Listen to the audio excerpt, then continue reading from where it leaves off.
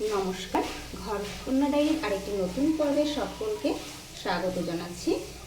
দেখুন, এখন আমি কলমি শাক ভাজি করব। তার জন্য আমি কড়াইয়ে দিয়েছি আদা, তেল দিয়ে আদা ফোড়ন দিয়েছি, থেতো করা আদা, আর দিয়ে দিচ্ছি সরিষা।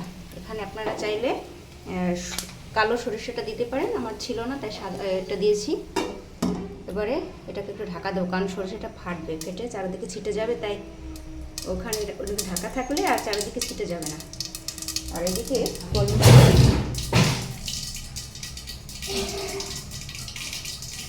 আমি সিদ্ধ করে নিয়েছি। এদিকে এটা হয়ে গেছে। এবারে কলমিশাকটা দিয়ে দিচ্ছি।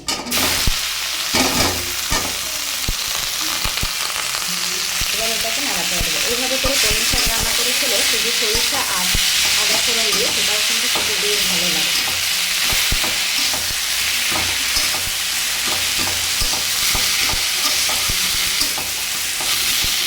কত সুন্দর একটা সরিষার সেন্ট আসছে, আদা।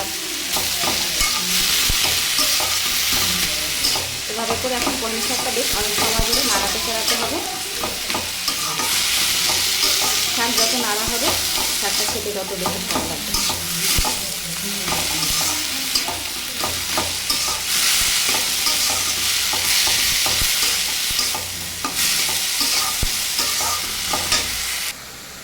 দেখুন, শাকের ভিতরে আমি 3টা কাঁচা লঙ্কা দিয়েছি আর লবণ দিয়েছি। লবণটা এবারে শেষে দিয়েছি, কারণ শাকটা কমে যায় তো, তাই।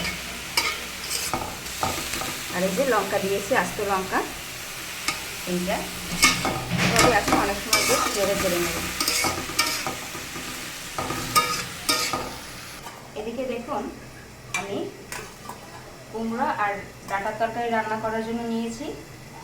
আদাটাকে প্রথমে তেলে দিয়ে দিলাম, থেতো করা আদা। আর দেখুন, এই যে আমার ডাঁটা, আর এদিকে হচ্ছে কুমড়া। এই কুমড়ো দিয়ে আর এই কচি ডাঁটা দিয়ে আলু দিয়ে একটা তরকারি করব। প্রথমে এটা একটু ভাজা ভাজা হবে আদাটা। আজকে এটাতেও সর্ষে ফোড়ন দেব, আর দিয়ে দিলাম সর্ষে ফোড়ন। এটাকে হলুদ সর্ষে বলে।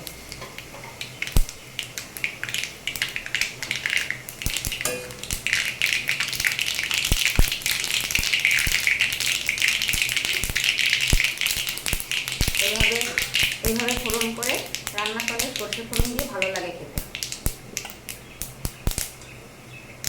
এবারে এই যে কেটে সুন্দর করে ধুয়ে রাখা কুমড়োটা দিয়ে দেবো।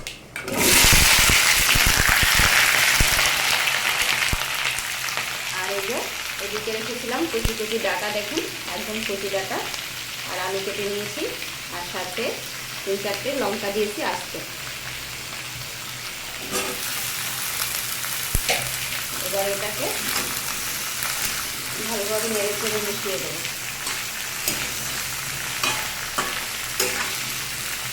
এখনই লবণটা দেবো না, একটু পরে দেবো লবণ।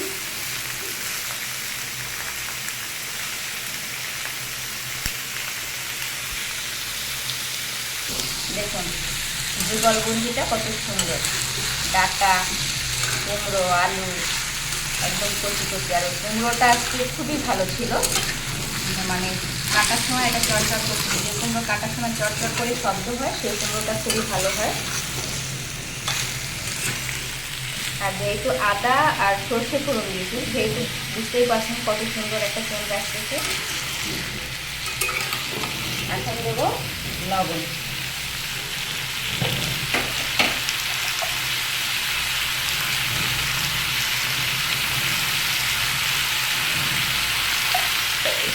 আর দেবো একটু হলুদ। হলুদটা একটু পরে দেবো, আর একটু নাড়াচাড়া দিয়ে রাখবেন। এদিকে আমার কলমি শাক ভাজি হয়ে গেছে। অনেকদিন হয়েছে ভাজিটা। এভাবে সকালবেলা গরম গরম কলমি শাক, ভাত, গরম ভাত খেতে খুবই স্বাদ। দেখুন আমার শাক রান্নাটা হয়ে গেছে।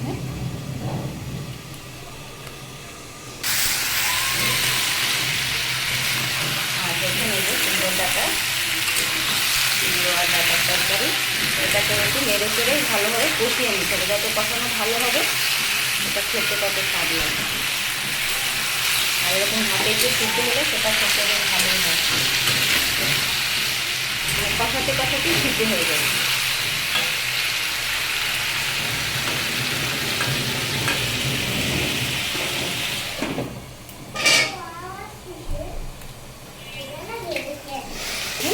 সবজিগুলো কষাতে কষাতে আমার কিন্তু প্রায় সিদ্ধ হয়ে গেছে, এই যে একটু হালকা আছে, তাও একটু জল দিলে আবার হবে। দেখুন আলুটাও সিদ্ধ হয়ে গেছে, আলুটাও কিছুটা সিদ্ধ হয়ে গেছে। এবারে আমি হলুদ দিয়ে জল দিয়ে দেবো।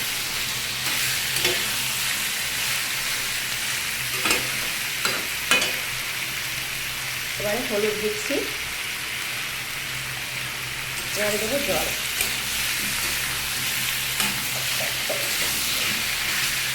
হলুদটা আগে থেকে দিলে একটু পুড়ে যায়, তখন দেখতে ভালো লাগে না কালারটা। এখন শেষে দিলে কালারটা সুন্দর আছে। এবার জল দিয়ে দিচ্ছি।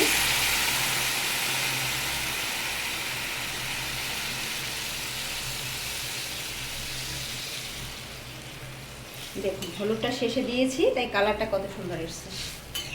এটাকে এবার নেড়ে চেড়ে মিশিয়ে ঢাকা দিয়ে দেবো কিছু সময়ের জন্য, তারপরে এটা তৈরি হয়ে যাবে, খাওয়ার জন্য উপযুক্ত। এরকম গরমে এরকম পাতলা ঝোল খেতে খুবই ভালো লাগে।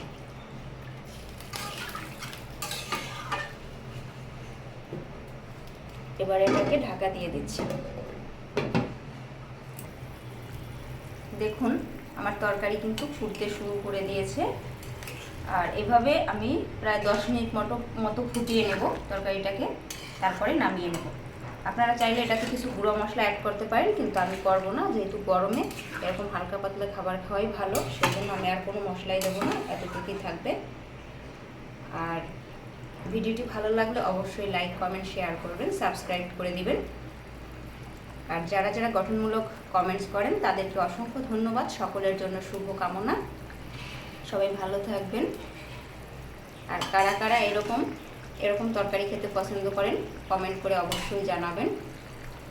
সকলে ভালো থাকবেন, সকলের জন্য শুভ কামনা। আজকে এই পর্যন্তই, নমস্কার। আর 10 মিনিট ফুটিয়ে তারপর তরকারিটা নামিয়ে নেব।